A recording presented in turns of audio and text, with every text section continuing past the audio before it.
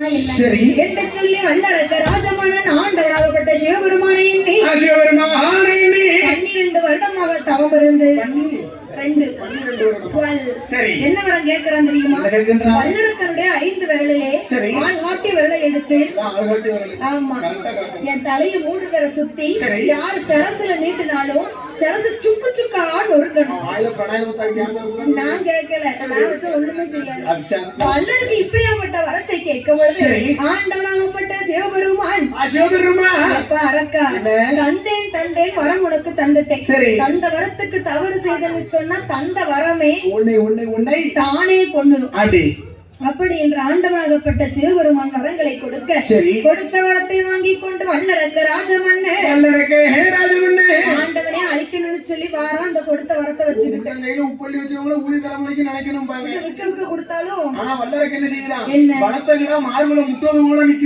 வரத்தை வாங்க மட்டும் இப்படி இப்படி வரத்தை வாங்கின பிறகு ஆண்டவனையே துரத்திக்கிட்டு போறான்.